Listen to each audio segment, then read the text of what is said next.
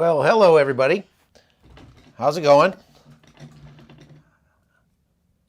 Good morning. Good morning. Where are you all watching from? I see Dallas. Let's see, Arkansas. Lots of rain in Maryland. Yeah, we had lots of rain here yesterday too. A little bit of snow this morning here in West Virginia.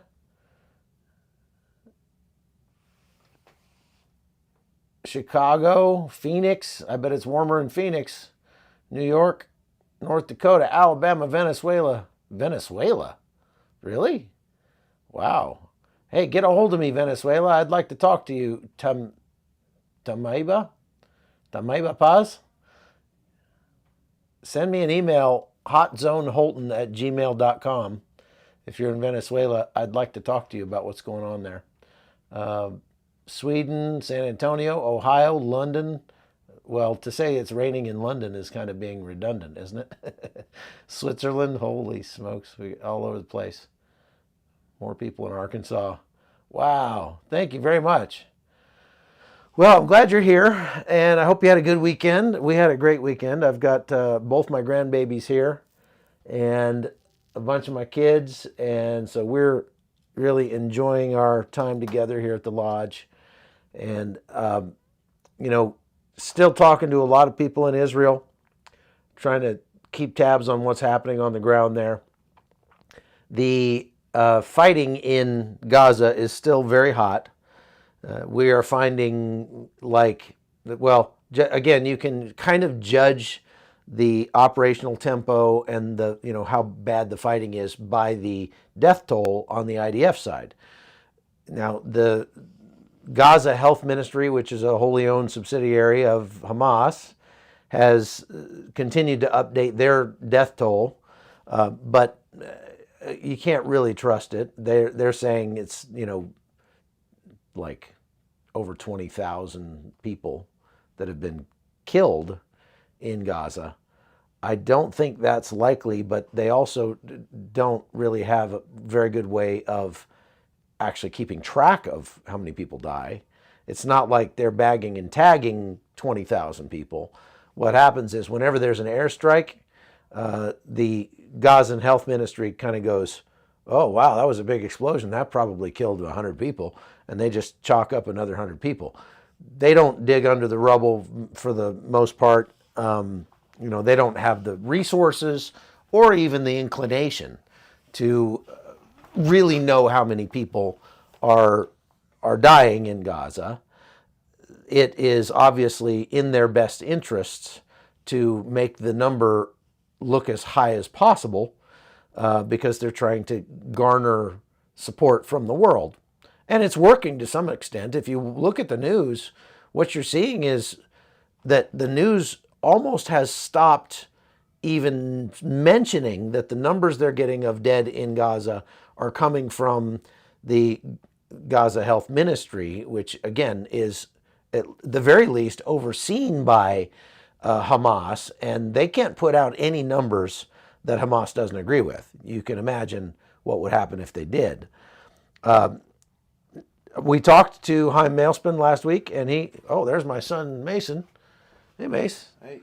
Everybody say hello to Mason. He just got out of the military after 6 years and is now going to work for Gulfstream and is very happy to be free of his his military service. He's a good kid, and they're doing real well. So Gaza, the Hamas people there, again, you really can't put much stock in the numbers that they're putting out because they don't separate out civilians versus fighters. So if it is 20,000 people, those could all be fighters. We don't know because they call everybody civilians. And just the very fact that they call everybody civilians should tell you everything you need to know about how trustworthy their numbers are. Because we know that there are lots of fighters being killed. And we talked to Chaim Mailspin last week, and I specifically asked him, what do you do with the bodies of the terrorists that you kill in Gaza? And he said, we just leave them. We don't do anything with them right now. So in many cases, nobody is coming to get those bodies, and nobody is counting those bodies, And so at the very best, if you gave the Gazan Health Ministry severe, benefit of the doubt, what you could say is that they are making very liberal estimates of the number of dead and wounded in Gaza. And again, they have a vested interest in making those numbers as high as possible. So, but on the Israeli side, they are being very transparent. They've set up a website. They are not only releasing the names of those killed, they're releasing their pictures. They're releasing more data about how they were killed, where they were killed, when they were killed. Very specific data that they don't have a vested interest in exaggerating, and they certainly are not going to be able to hide deaths, because Israel is such a small, tight-knit community that if they were having a lot more deaths than they say they are, as some ridiculous commenters in the United States are trying to posit, they would be called out very quickly on that, because the Israelis would not put up with it, and the Israeli soldiers would even, expose that if they were trying to underreport the numbers. So by the numbers that we are seeing of killed in Gaza on the IDF side, we can tell that the fighting is very severe. And from the videos that are being put out, we can also tell that it is some serious urban combat. Again, the hardest, most difficult, most dangerous kind of combat there is. Again, if I show any of that footage here, YouTube will demonetize the video. So what I'm doing is I'm putting that video up on my locals page. You can go over to chuckholton.locals.com or just go to chuckholton.com. It'll take you to the same place. And you can see the videos there that I'm putting up. You will likely have to at least sign in, that is, get an account at Locals and sign in, register there to see more than the first 30 seconds of the videos. But you don't have to pay to see them. You can support me over there, and I certainly appreciate the people who are supporting my work, help keeping me on the road and that sort of thing.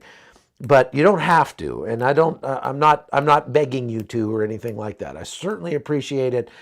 You guys have been amazingly generous. I had a guy today that just blew my mind. Yesterday I was talking with there's a pastor lady, and let's not get into whether or not ladies can be pastors, but she calls herself a pastor, and she runs a church in Cartagena, Colombia. And she sent me videos of the church. I'll put them up on my locals page so you can see the videos. The church is about the size of this room. It's very, very small in a bad neighborhood in Cartagena. And there are no men who are coming to the church. And so rather than wait for the men to step up and be men and do what they ought to do, leading their families spiritually, she is stepping up, and she's started a church, and they get together and worship a couple times a week. She has taken over the care of the children of these two women that were arrested for, quote unquote, trafficking their children, by which they mean to say these women were taking their children with them when they went downtown at night to try to sell candies on the street to support themselves. And Cartagena is cracking down on that practice because of the movie, that movie Sound of Freedom. And they arrested these women for having their children down there late at night.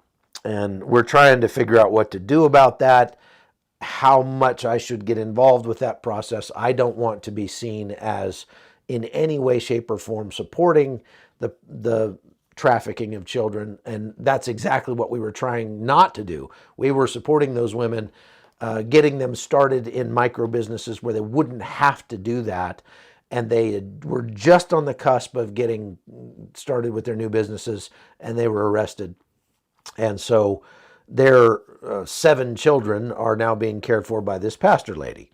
And I was on the phone with her, and she was like, we have to get a bigger house because the children are sleeping on the concrete floor of the church right now.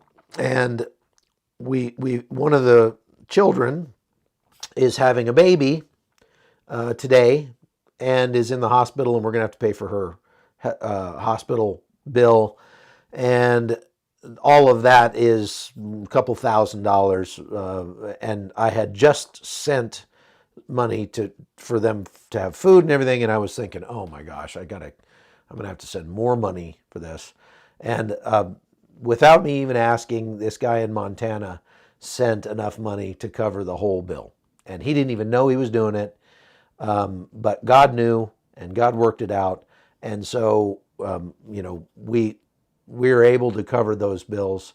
And thank you to that guy in Montana who will remain anonymous. And thank you to God for knowing what we need before we even can voice the concern to him, and working out in order to, you can't outgive him. You just can't outgive God. I have tried and tried and tried, and you just can't outgive God. So we're going to try to be faithful with whatever we are trusted with, and we're going to try to be as generous as we possibly can to help people who are less fortunate. And because it's just so much fun. I don't need money for food. Thank God our bills are paid. And you guys have done such a great job. You guys and all the clients I have who support me as I travel around the world. I'm very, very grateful that I can, pay the bills. But when we have money given to us like this, then I feel like it's God entrusting me with that in order to help others. So we're going to try to do that as much as possible. So bless you all for that. You can go to the link tree. Connie will put up my link tree, which has various different methods. If you'd like to help these girls in Colombia or whatever else we're doing around the world, we're going to be probably in 15 countries this coming year, all bad places for the most part, and we're going to be helping people wherever we go. You guys can join us with that, and thank you for doing so. So, man, it is snowing outside. I'm going to show you. Let's see if I can turn this camera around real quick, and I'm going to show you. It's pretty. Got big old fat flakes coming down out there. Look at that. Is that not beautiful? As long as you're inside, it's real pretty. It was quite a bit warmer in Israel. I'll have to say that. Okay, so let's talk about what's going on in the Red Sea. The Houthis are continuing to make a nuisance of themselves. They so far have not been able to sink any ships. They've damaged a few. They've not been able to kill any Israelis. They just threaten and they shoot rockets and missiles that way and drones, and none of them make it to Israel. But hold on. Somebody important at the door. Hey, Paulo, come here. Come here, buddy. Come here. Come here. Come see Grandpa. Oh, yeah. Well, if Paulo wants to come see me, he can come see me.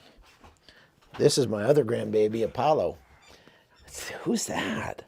Who's that, Apollo? Huh? Apollo's just, 14 months old? And he's got a baby brother on the way, due in May. Baby number 3. Yeah.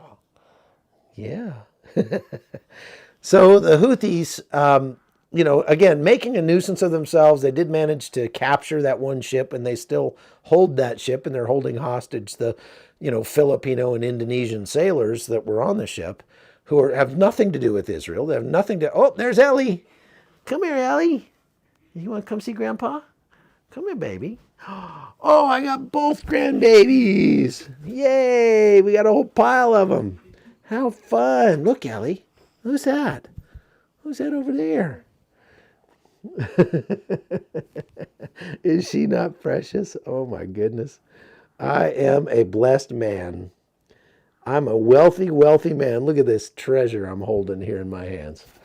Oh, yeah. They're my babies. You going to get down and go play? Oh, yeah. You're squirrely, aren't you? Come here. Come on. You want to go play with Ellie? You want to stay with Grandpa? Uh-huh. Oh, okay. Have fun. So the problem is the Houthis. That's Grace. That's Mason's wife. Say hi, Grace. The Houthis are eventually going to actually hurt somebody. They're eventually going to, sink a ship, kill some Israelis, or something. If they, they keep throwing the missiles at everything. And so the United States, the UK, Israel, and a couple other countries have moved warships into the Red Sea, into the Gulf of Aden, and into the Indian Ocean, and are now sort of surrounding Yemen. We've got something like 47 warships now that are surrounding Yemen, and there are another 50 or so on the way. So things could be about to get skippy in Yemen. I would not be booking any travel to Yemen if you plan to go there for, your winter break or anything. I mean, Yemen being the garden spot that it is. Would not suggest that anytime soon, because it looks like things might start spontaneously combusting in Yemen, and you don't want to be there for that. So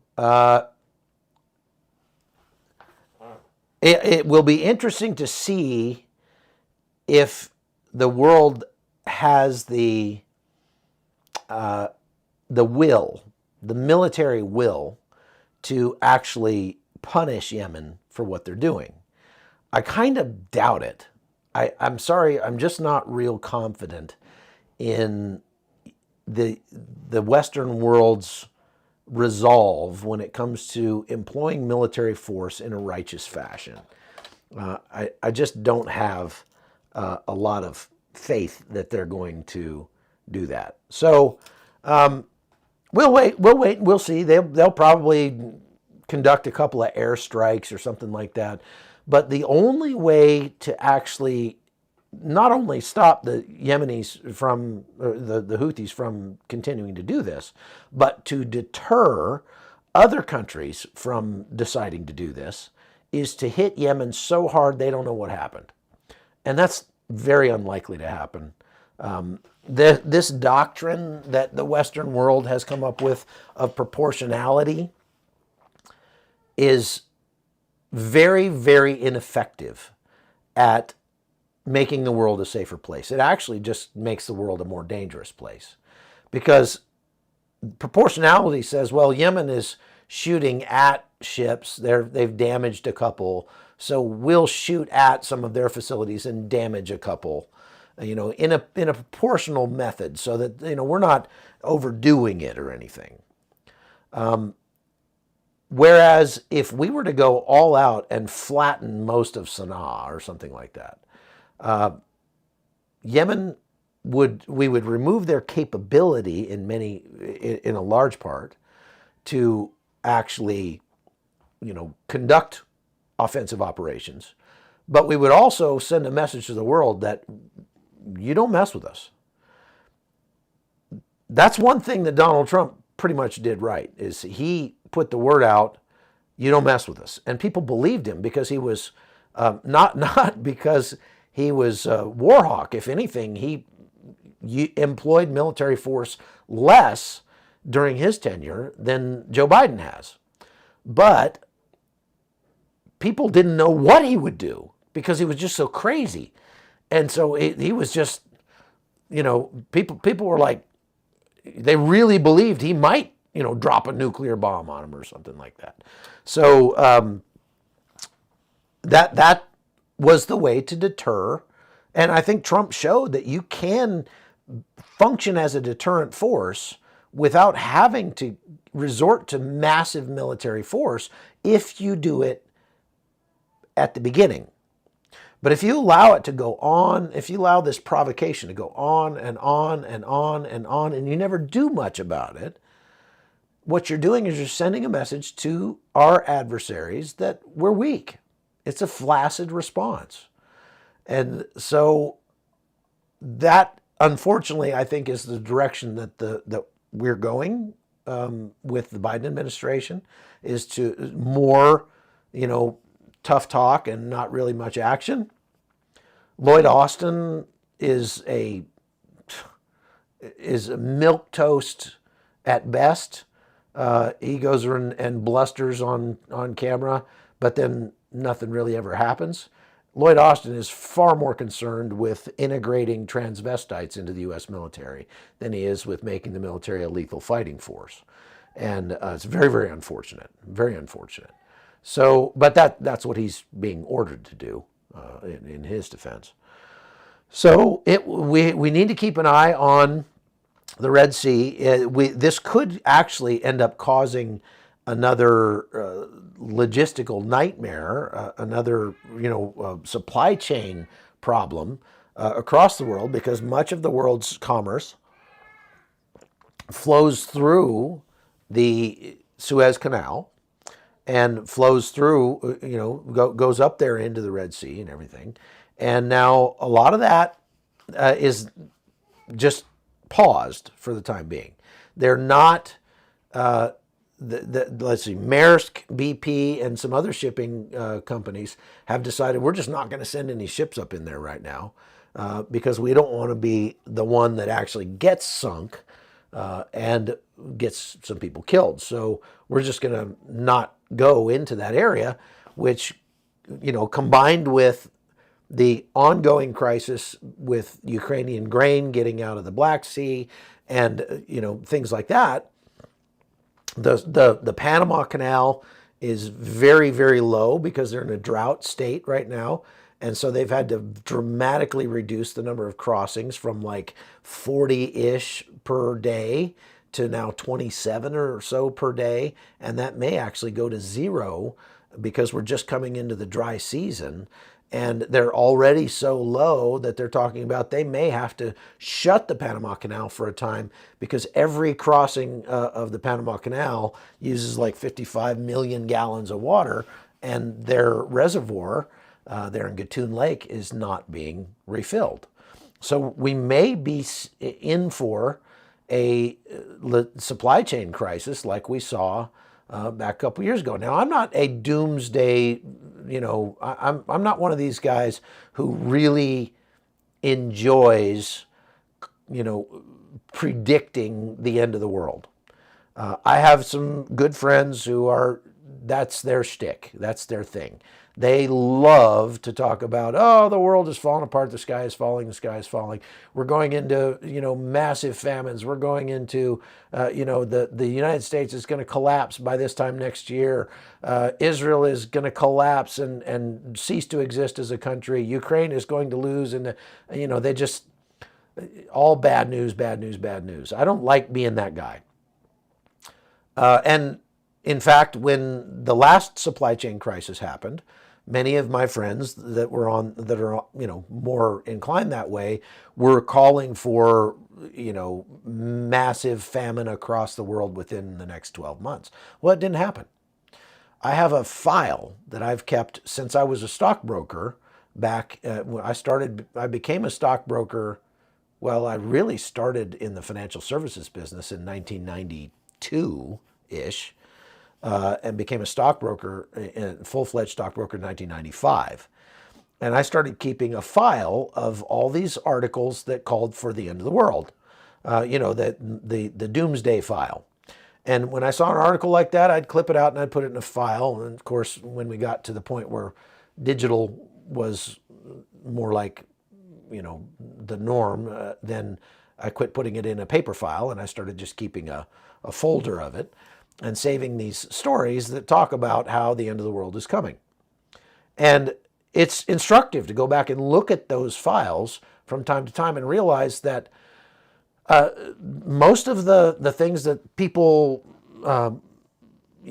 predict when it comes to the end of the world don't happen. And I think I have figured out why, because if you go back and look through that file and look at all those predictions of the terrible, terrible, terrible things that are about to happen to us, it's not that they're necessarily wrong on the symptoms. It's not that they're necessarily wrong on the things that they see happening. The skyrocketing debt in the United States, the constrained money supply, the national deficit, the supply chain issues, and all those things. Not that those things are necessarily wrong, but what they don't take into account is the ingenuity of the human brain. People are not going to sit by and just watch the world go to hell. They're not going to do that. People are not going to just sit there and starve to death. They're going to actually get out and try to do something to improve their situation. And when you aggregate the sum total of hundreds of millions of people around the world going out every day and trying to do something to put food on the table, trying to do something to be productive, to fix the problems that the world has, even though we make a lot of mistakes, the sum total of that effort keeps us from descending into the chaos that we tend to see coming. So the Y2K crisis, if you remember that one, could have been the crisis everybody was calling for, except we saw it coming and people took steps to mitigate it. And the supply chain issues that we saw around the world, people saw that happening and they took steps to try to mitigate it, to try to fix it. And people are doing the same now with what we see in the Red Sea. So don't find yourself losing sleep thinking, oh my gosh, the world is descending into absolute crisis that it'll never pull out of. There will be wars and rumors of wars. The Bible is very clear. But it's also very clear that God is sovereign and that God cares for you and that the righteousness exalts a nation. So if we just constrain ourselves to working to be righteous, then I think we don't have to be fearful about what the future holds. Our best days are always ahead of us when we trust in the Lord. So that's my sermon for today. Let's go ahead and see what kind of questions we've got. Because I know I've seen a bunch of them flying by, but I take my glasses off so I can't read them so that I don't get distracted. Have you talked about Sparrow if prey attack on Iranian gas pumps? No, I haven't talked about it, Angela, but that's very good. There has been a Israeli group of hackers who have attacked Iranian gas stations across Iran.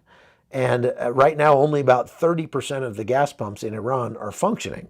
And it's going to take them probably the rest of the day or the rest of the night now over there to try to get them back online.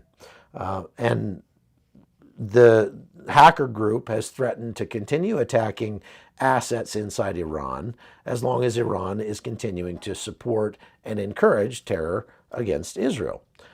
So there you go, Angela. I talked about that. What did Chuck see on his screen when he's talking to us? I see a picture of me talking to you. I'm monitoring the camera, and then I can go over and monitor the number of people online. We have 1,264 people viewing right now, and I can see your comments scrolling by on the right-hand side there. So answer that question. We did see supply chain issues during the pandemic, unfortunately. Yeah, we did. We did see some supply chain issues, and everybody went crazy over. You realize how many of those supply chain issues are actually self-fulfilling prophecies? Somebody got it in their head that there wasn't enough toilet paper, and everybody went out and just went crazy buying up all the toilet paper. And so there wasn't any toilet paper because everybody had purchased it all. I'm not saying that we shouldn't be prepared. We absolutely should be prepared. And if you knew me a little better, you would know that I am pretty far along on the spectrum of doomsday preppers over here. I am so far along on the scale of doomsday preppers that I have purchased an extra house in an extra country to flee to if things get too bad at my home in the United States. And I have not just prepared here in the States for any kind of crisis that may come along, but I've prepared at our other place in Panama for any kind of crisis that may come along. And this coming year, we will probably invest in a third property. There are places around the world where you can buy really, really cheap property. I mean, really cheap. Like you can buy a house in some places for under $10,000. You can buy a farm in some places for under $50,000. And so one of the things that I hope to do is to leave my children with options.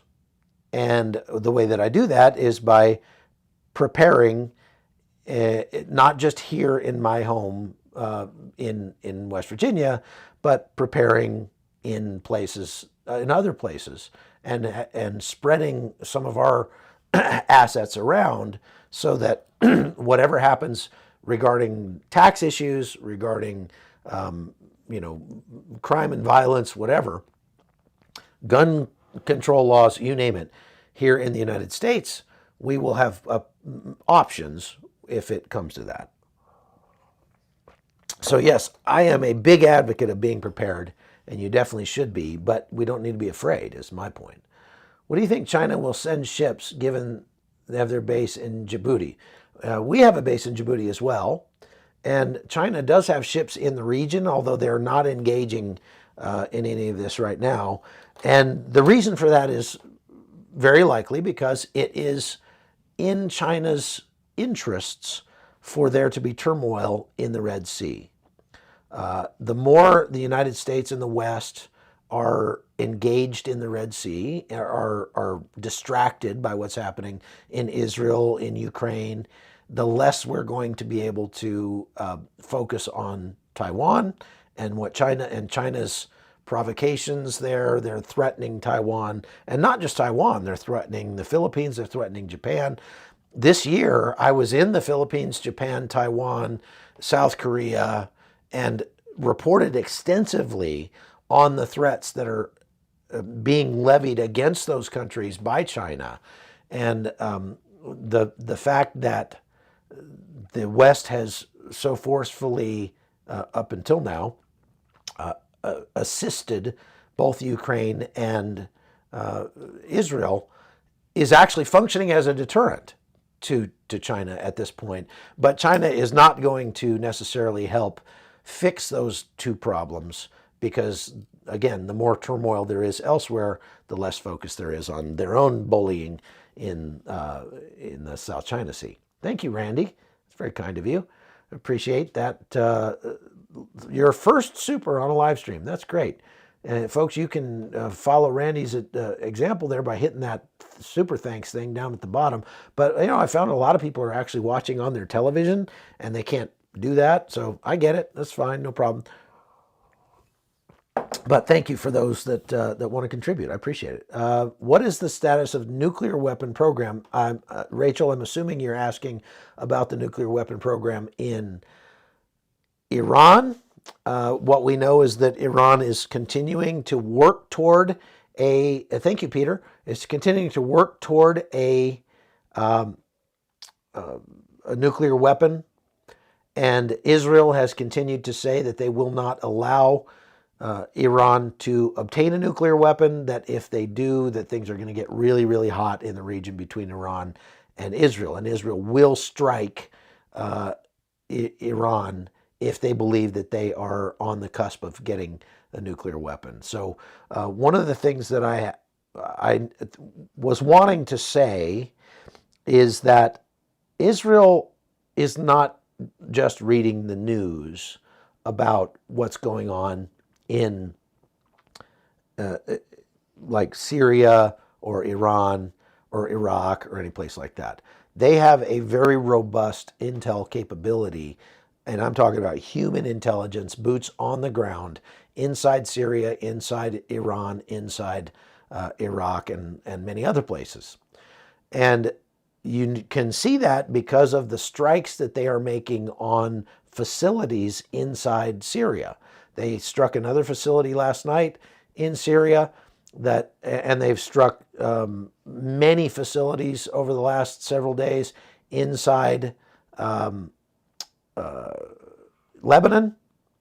They're striking facilities inside Lebanon on a daily basis now. And so it's tempting to think that what's happening between Israel and Lebanon, I've described it as a ping pong game with missiles, that the Hezbollah guys fire a missile out of Lebanon and the Israelis fire a missile back at the site that it was fired from and blow that place up. They do that, but that's not all. They also are hitting sites that don't have anything to do with those missile launches. They're hitting Hezbollah headquarters. They're hitting Hezbollah supply depots that are far behind the border. And the way that they know where to hit is because they have a tremendous human intel and signals intel capability that they are employing heavily inside Lebanon, Syria, Iran, and other places. They get a lot of help in that from the United States, but the United States lacks the human intelligence component. The U.S. is far too cowardly in its CIA anymore. It hurts me to say that, but the CIA is far too politically correct. They're far too afraid of taking losses. And so they are very, very cowardly when it comes to developing human intelligence on the ground the way that they used to. And they rely far too much on signals intelligence, which is airplanes and satellites and drones and stuff, to collect intelligence, to go around and suck up cell phone calls and satellite phone calls, and to view things from the sky, and to use artificial intelligence to sort of try to collate all that stuff. They rely far too much on that, and that is that puts the United States at risk. But our signals intelligence capability, combined with the human intelligence capability that Israel has, makes for a very strong presence in those regions. And since we share intel with Israel, we benefit from theirs, they benefit from ours. And that's why Israel is able to make these kinds of attacks successfully. Okay, what are the chances of a nuclear war, and would the whole world be impacted? Any nuclear war would impact the whole world, for sure. Anybody who uses, look, the United States used nuclear weapons, but that was more than 70 plus years ago. Almost 80 years ago now. There's not been the weaponized use of nuclear weapons since then. They're very likely the next time that somebody uses a nuclear weapon, it's going to open Pandora's box, because there's a lot more countries around the world who have nuclear weapons now. And if Pakistan uses a nuclear weapon on India, if we get something like that, Israel uses a nuclear weapon in Gaza, let's say, then Russia uses a nuclear weapon in Ukraine, it's going to set off a chain reaction. And so, yes, the whole world will be impacted if something like that happens. Now, what are the likelihood of that happening? I don't think it's super likely, because in reality, nuclear weapons only really work as a deterrent weapon, not as an offensive weapon. There's two reasons for that. Number one is because as soon as you push the button to launch a nuclear weapon, as soon as Vladimir Putin, pushes the button to launch a nuclear weapon on Ukraine, everybody will launch a nuclear weapon on Russia. And so he will be signing the death warrant of his own country the minute he fires that missile. And NATO has made it very abundantly clear that that's what will happen.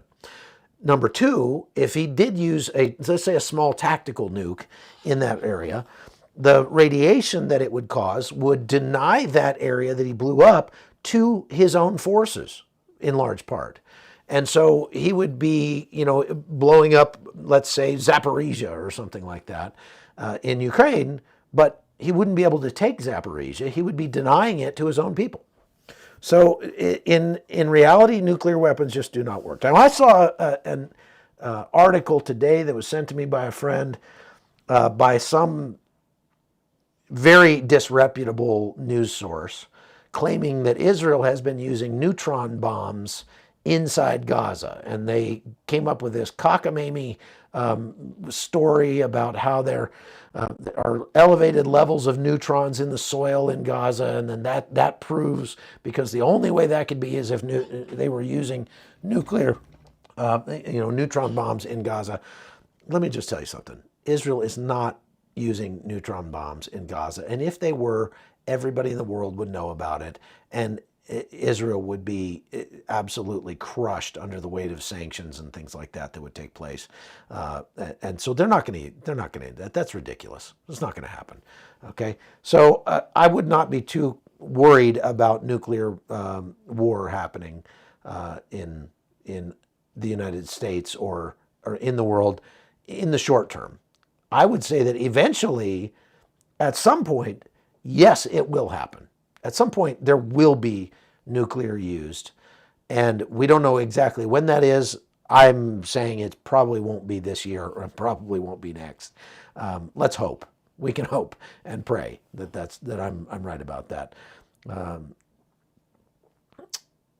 Space battle, Slapfish says, you think it'll be a space battle, not nuclear? We're already seeing, we just saw the first space battle in history between Yemen, of all places, and Israel, firing that Arrow missile system to take down a ICBM that they fired from Yemen.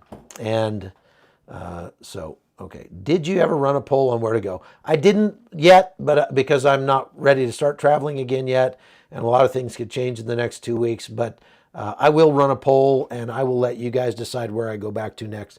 A lot of people have been sending me emails at hotzoneholton@gmail.com and telling me where they think I should go next. So without even running the poll, I can tell you right now, the majority of people want me to go back to Israel, and that'll probably happen.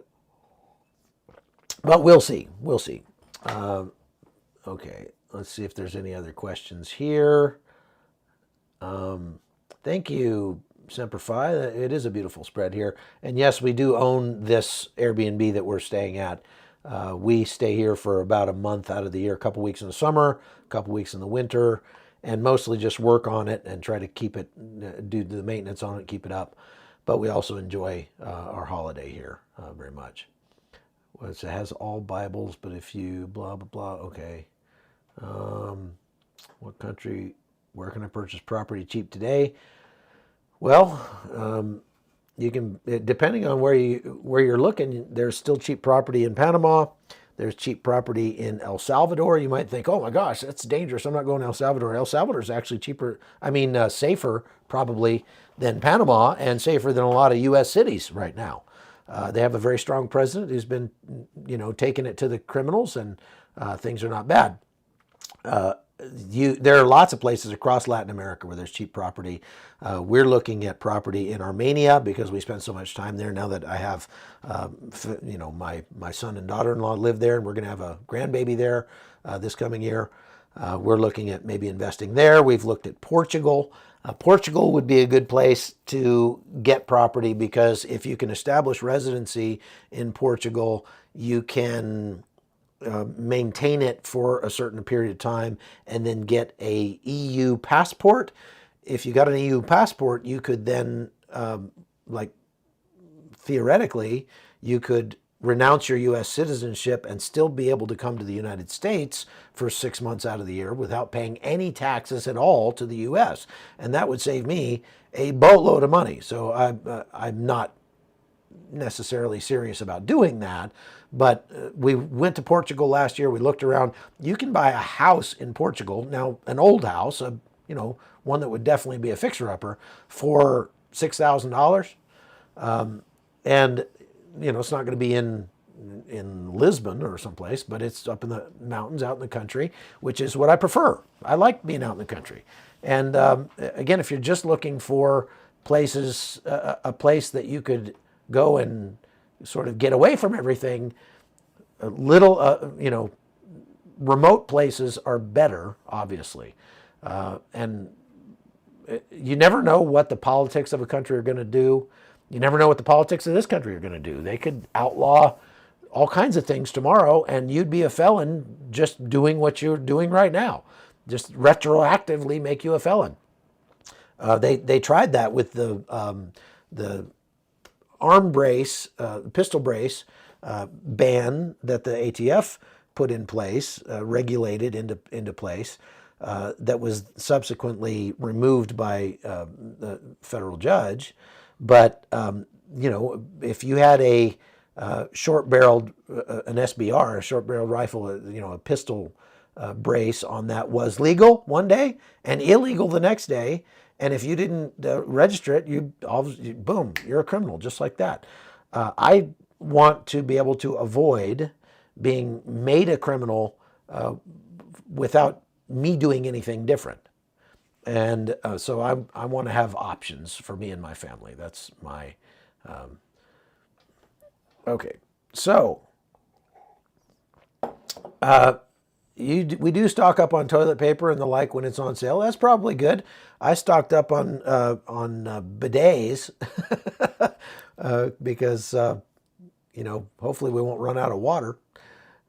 You ever been in Australia? Rachel Thomas asked if I've ever been to Australia. I had a trip planned to Australia to go report on the wildfires that were happening there right before COVID hit, and I had to cancel the trip because of COVID, and I'm very sad about that. But COVID taught us a lot about countries. I used to think, man, Australia would be a great place to go and hang out and vacation and everything. I had no idea that Australia was such a communist country. I mean, like socialist to the core. I had no idea. Their draconian response to COVID was absolutely shocking. And even worse, New Zealand. I thought, man, New Zealand would be the perfect place to live until I saw what they did during COVID. And then I thought, holy cow, I don't know if I ever want to go to New Zealand. That place is, you don't have any freedom. And if they don't want you to have it, they can take it away in a heartbeat over there.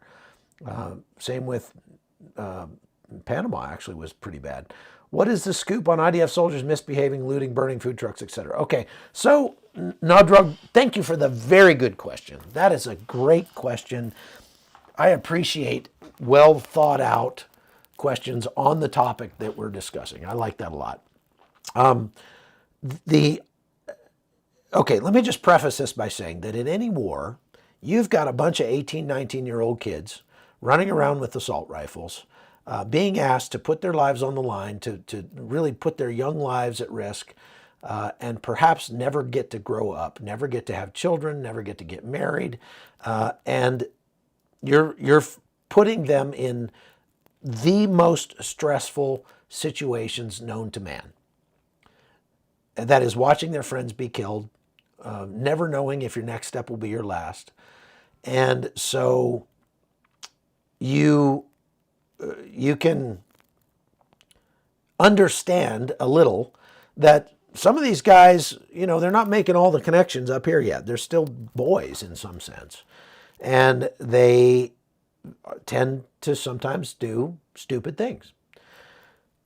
And we see it in every war. We've seen it from U.S. troops in the wars that we've fought, and we're seeing it in this war in Israel. There are videos that have come out of IDF troops destroying Palestinian shops, wrecking shops. And we've seen them beating up journalists in the West Bank, just stuff like that. Those things are unfortunate. They're unprofessional. They are wrong. And we need to be able to call them out as wrong. Fortunately, when those things happen, what I have found is that Israel takes action and prosecutes those people. So, for example, when we saw that video come out of the Israeli soldier destroying the Palestinian shopkeeper's livelihood in Gaza. He was just smashing things, taking them off the shelf and smashing them and laughing about it. I asked directly to Jonathan Conricus, the spokesperson for the IDF, for a comment on that. And he wrote back and said unequivocally, that is absolutely wrong. It's abhorrent, and that man will be prosecuted. And he was. He was arrested, and he will be court-martialed for what he did. We saw very unfortunate this last week, 2 incidents where IDF troops fired on hostages who were trying to surrender, people waving a white flag, not wearing any shirts, so they showed that they were not carrying a suicide vest, and holding their hands up and calling in Hebrew for help, and they still shot and killed them. That comes down to poor training. That comes down to fear. These guys have been watching their friends get killed. They've been watching as Hamas uses civilian clothes, uses all kinds of dirty tricks like pretending to surrender and then ambushing the IDF when they go to accept the surrender. And because of that, these soldiers chose to fire on their own countrymen and kill them. They're going to have to deal with that for the rest of their lives. Their commander will probably lose his job over that. The high leadership of the IDF has accepted responsibility for that lack of training, for the fault in that, and they may very well tender their resignations when this is over because of that thing. It is also causing serious blowback from the world community and is leading now to Israel going back to the negotiating table with Qatar to negotiate another ceasefire because they are seeing this. They've seen this happen. That was only one of 2 incidents. The second incident, which we're hearing more about today, is that an IDF sniper apparently killed 2 Christian people in Gaza, a woman and her daughter, I think, who were taking refuge inside the Catholic Church in Gaza City in the north. And he fired on them and killed them from a distance. The IDF at first said that they were having problems with Hamas firing rockets from right next to that church, and so they were responding to those rockets being fired and believed that those people were somehow, part of it. Then they came out and clarified that later and said, no, this was actually a mistake on the part of our soldier, and he will be dealt with. So it's a very unfortunate, very tragic, very painful thing when these things happen, but you have to give the IDF credit for dealing with it when it happens and not sweeping it under the rug. They're transparent about it. They have not tried to hide anything. They came out and even gave more information about the 3 hostages who were killed that was damning to their own cause. They didn't try to make excuses. They said, look, these guys were actually writing, help us, in using leftover food on, white sheets and stuff. And they had signs out there that said SOS, and we should have seen all that. And that makes it even worse for the IDF. But they're not hiding it. They're actually putting that information out. They're being very transparent, even when it's damaging to their own cause. That they get credit for. You should understand. That shows that they are pursuing righteousness, even in the midst of their guys making mistakes. What happens on the Hamas side? Hamas intentionally takes advantage of the righteousness that Israel displays to create propaganda, to try to damn Israel even further. They do fire rockets from next to civilian areas that Israel has declared to be civilian safe zones. We've got more than 115 instances of them firing rockets from inside safe zones. And imagine what would happen if a journalist inside Gaza started calling out war crimes that are being committed by Hamas. What would Hamas do? Would they be more transparent and say, "Oh, you're right. We are committing war crimes. We're gonna prosecute those Hamas fighters and make sure that that never happens again"? Or what would they do? No, they would kill the journalist who made the report. And that tells you everything you need to know about who's on the right side of this conflict. That's all. Is the Euphrates River really drying up? White Wolf, yes, it is. That's a kind of off-the-wall question, but yes, it is, actually. What is the total number of Hamas that have been neutralized? They don't have a total count momentos valenza, but they know that it's been thousands, and it's in the probably hundreds, 100 or more every day. Maybe not hundreds, but up to 100 or more per day are being neutralized inside Gaza, but they're not counting them necessarily.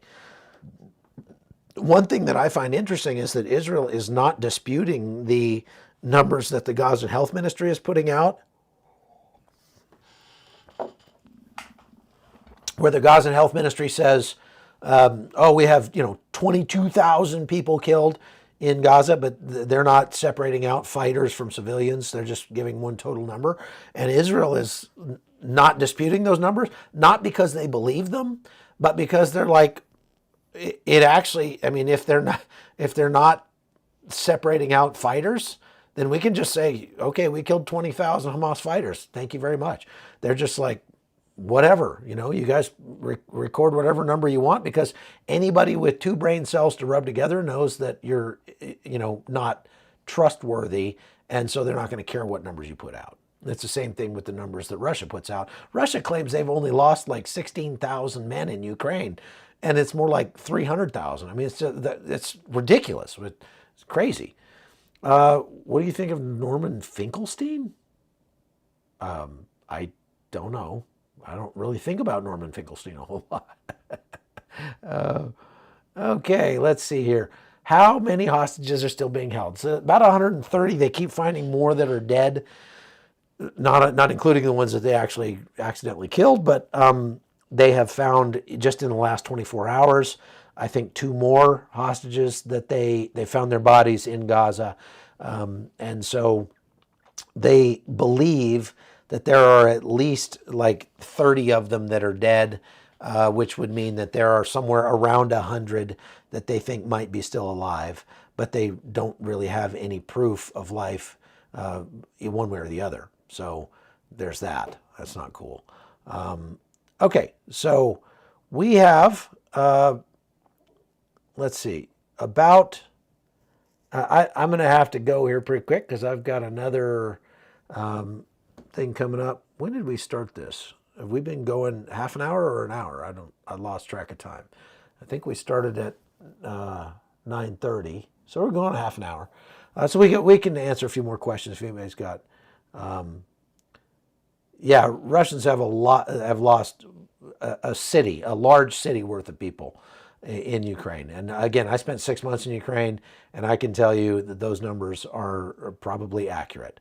They're not just making them up. I've even heard stories from Ukrainian civilians who lived in villages that were taken over by the Russians, that they were pressed into service to go and pick up Russian bodies on the battlefield, throw them in the back of trucks, and that they were finding Russians who were wounded, and they would say, this guy is still breathing over here. And the Russian officer would just walk over and just kill the guy with his pistol and then say, okay, now load him in the truck. Unbelievable. Do they have enough room in Israel prisons for all the Hamas arrested? That's a very good question, Lisa. Thank you for that. Israel has arrested more than 2,500 Hamas-affiliated people, they believe, just from the West Bank since this thing has started, not including the hundreds and hundreds that they are capturing in Gaza. I don't believe that they are immediately transferring the ones that they capture in Gaza to prisons. I think that they are, for a time at least, keeping them in makeshift camps inside Israel, outside of Gaza, and they are processing them there and then deciding whether or not they need to be put in prison for good or released somehow. There are some that they are releasing. How many Ukrainian losses? Probably close to 150,000 dead in Ukraine, if not maybe slightly more than that. A lot. Am I going to do another live on CBN? Yes, I am, about 11 o'clock. And we're going to talk about some other things too. I'm going to have Tim Miller on with me again to talk about the incident that happened against the presidential motorcade last night, where a car slammed into the presidential motorcade. That was a very interesting moment, and so we're going to talk about that. Yeah, we're gonna go live at 11 a.m. Eastern, which is in about an hour. Okay. So we haven't been going 58 minutes. All right. Let's see. Does the IDF have any more intel about where Yahya Sinwar is? The only intel that I've seen is that they found video evidence that he was driving around inside the tunnel, that gigantic tunnel that they found in Gaza that came out in southern Gaza right next to a military base, an IDF military base. They saw a video of Yahya Sinwar and his brother driving inside that tunnel. That's the size of it. I actually put the video of that tunnel up on the locals page. So if you go to chuckholton.com, you can see the video of the tunnel that they found. It's enormous. It's like a subway tunnel. It's huge. And so it's a major, major tunnel. The biggest one they've found yet. Also, the IDF located, they've been hitting the homes of senior Hamas officials around Gaza. And in one of them yesterday, they found $5 million worth of currency. You can see here, $5 million worth of currency in that home. And I wonder what they'll do with that. They've also been stepping up attacks on the West Bank, and not just attacking people as far as like arresting them, but blowing them up.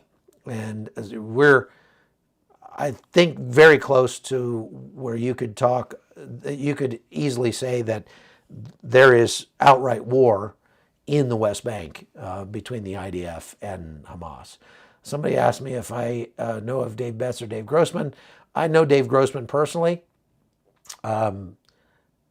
He's written a couple of very interesting books called On Killing and On War, I believe. And I've read some of his books. Thank you. Haven't seen anything on that money. Okay. Follow up to question. I don't understand that follow up. I'm sorry. You're gonna have to re-ask that. Do you anticipate Russia will enter into this war? In Israel? No, I don't think they will. Russia is fully engaged in Ukraine. They're having to pull peacekeepers out of like Armenia and other places like that. They're having to pull troops out of other places to try to bolster their forces in Ukraine, and they are not doing well in Ukraine. Now, that's not to say that Ukraine is winning necessarily. I don't think either of them is winning at this point. And it's just going to come down to whoever can hold on the longest to see who wins that. Does the Red Cross give any explanation for not having access to the hostages? No, they don't, actually. Not that I've seen. The Red Cross has been very one-sided in this and basically catering to Hamas. Now, you have to understand that their policy, the Red Cross, we've seen this in Syria, we've seen it in Iraq, we've seen it in Afghanistan. The Red Cross's policy is we're not going to take sides in any of these conflicts. But when they go into Gaza, they don't have any choice. They can't be neutral because Hamas doesn't give them that option. So they must support Hamas in Gaza, or they will be killed and driven out. And so their faux neutrality is really kind of ridiculous because it's not possible for them to be neutral in any meaningful way. Okay. New question. Can we hire immigration ICE agents ASAP? It's above my pay grade, man. They are pulling, to shorten court dates. LMG Philanthropy. Here's the thing. There are like 400 immigration judges, and there are like 2 million people in line for asylum hearings. One of the things that they are doing is they're pulling people who are typically charged with processing U.S. passports and sending them over there to bolster those forces, which means it takes a long, long time to get a passport, even if you expedite your passport application, which means you're supposed to get it back in a week or two. It's still taking a couple of months. I had to get a new passport earlier this year, and I was stuck here in the United States for 6 weeks, and I had put expedited passport when I applied for it. It still took 6 weeks, and it would have taken longer if I had not been calling them every day and bothering them until the point where they finally just said, okay, fine, we'll go get it. And they went and pulled my passport and gave it to me. So yeah, it's pretty crazy. They make too much money to do their job. What's the difference between the Red Cross and Red Crescent? They're essentially the same organization, but obviously in Muslim countries, a cross represents crusaders, and they're not going to be really safe if they go in with a Red Cross. So they go in with a Red Crescent and do the same job. 450 IDF personnel killed. Well, 450 killed. So they're counting from 2 different start points. So if they count the IDF that were killed since October 7th, because there were 300 plus killed just on October 7th. And so there've been 127 killed now since October 17th when the war started. So, the invasion. So that's where the discrepancy comes in. I've seen commentators in the United States who have not been to Israel, who don't know what they're talking about, saying, oh my gosh, Israel is getting wiped out in Gaza. They've lost 450 men in Gaza. No, they didn't. They didn't lose 450 men in Gaza. They've lost 127 in Gaza since this thing started, okay? Did you hear about the 2 Catholic women killed in Gaza? Yeah, I already talked about that. Cross-stitch, maybe you missed it. The IDF has admitted that something happened there, and they are investigating. And I think we can trust that if it was, what is being reported, that somebody's going to be in big trouble for that.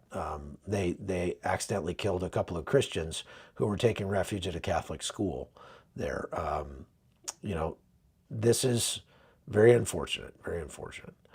Do you think Russia will, get more involved against Israel? I think Russia, here's the one way, DS2324, here's one way I think Russia is getting involved in this conflict. They are pushing very hard in the information battle space to try to shape world opinion against Israel. And so, for example, the ridiculous claim that Israel is using neutron bombs in Gaza is being pushed by Russian hackers. It showed up on one of the websites that is known for being the seminal point for many of those Russian propaganda stories that come out, about like the bioweapons labs and things like that. And I think it's called Natural News. It's clear to me that Russia is ramping up its information operations to try to harm Israeli and American interests anywhere in the world, and so they are involved in that way. So we can see that. Please hit the like button if you haven't done so already. It's a cheap, easy way for you to support us. And it does make a difference, because then YouTube goes out and shows this video to more people on their feed. And that's very, very helpful. So please do like, and if you haven't subscribed and you watch these things on a regular basis, please just go subscribe. It's very helpful for us. And it, again, doesn't cost anything. And might take a second for you to go figure out how to hit that subscribe button, but do it as a favor to me. I'd really appreciate it. Okay, so anybody else? Yeah, always hit the like button as long as you do like it. Okay, well, we're gonna go because I'm gonna have to come back on here for CBN in just a little bit, and I need to do some more reading and research, make a few phone calls. So God bless you all. Let's say a quick prayer, and we will go. Lord, I am so grateful to be here with my grandchildren and my children for this holiday season. We pray that you would allow everyone that's listening right now, that's a part of this live, to make good memories this holiday season, whether that's with their family or without, whether they're with their loved ones or not. I pray for those who have strained relationships with their loved ones, that they would find reconciliation and forgiveness in this time of the Nativity. Lord, help us to remember the real reason that we celebrate Christmas. And it's because of the sacrifice that you made for us, and we're grateful for that sacrifice, Lord. I pray for Israel. I pray for peace there.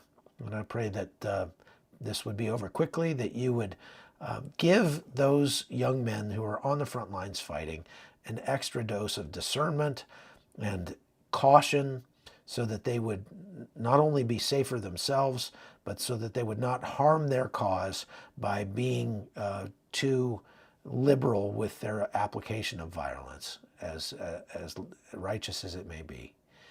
And I pray, Lord, that you would show the naysayers to be as wrong as they are when they say that Israel will cease to exist. And pray in Jesus' name, amen. All right. God bless you all. Thank you for watching. We'll see you again tomorrow. Have a good week.